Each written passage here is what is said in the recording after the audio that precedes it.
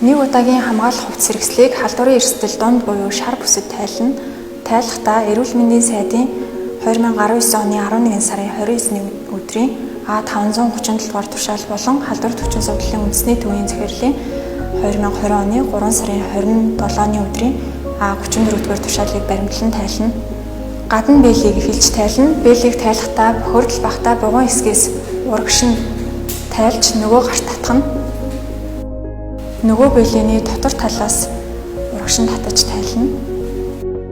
Комбинезоныг тайлахдаа цахилгааныг нь доошлуулж малгай хэсгээс нь эхэлж тайлна. Комбинезоны гадна болон урд хэсэг нь их бохирдолтой гэж үзэн дотор талаас гадагш эргүүлэх хөдөлгөөнөөр тайлна. Хамгаалах хувцас хэрэгслийг тайлахдаа эмнэлгийн орчин болон өөрийн хувцас арьс салстыг бохирдуулахаас сэргийлж огцом ширүүн хөдөлгөөн хийхгүй.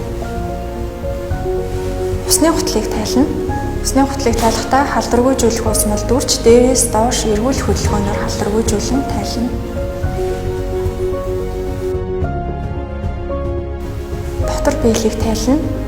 Дотор бэлийг тайлахдаа гадна бэлгийн нэгэн ангил бохирдол багтаа бугуун хэсгээс урагш татаж нөгөө гарт татгана. Нөгөө гарын дотор талаас урагш татаж тайлна. Гарын эрүүл ахуйс ахин. Гар халдваргүйжүүлэхдээ Эрүүл мэндийн сайдын 537 дугаар тушаалын 1-р хавсралтын дагуу халдваргүйжүүлнэ. Нүдний шилийг тайлна. Толгойг бүхэлгэн нүдний шилний бүч хэсгээс барьж дээш урагш татах хөдөлгөөнөөр тайлна.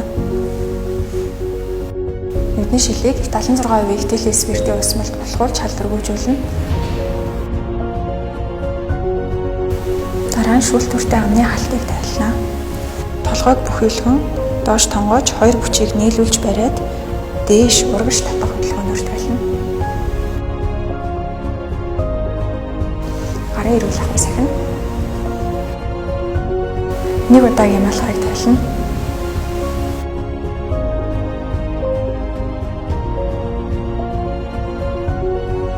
Гарын эрүүл ахуйс ахин. Ам зэлэх тамадины усамлаад хоолойг зайлна.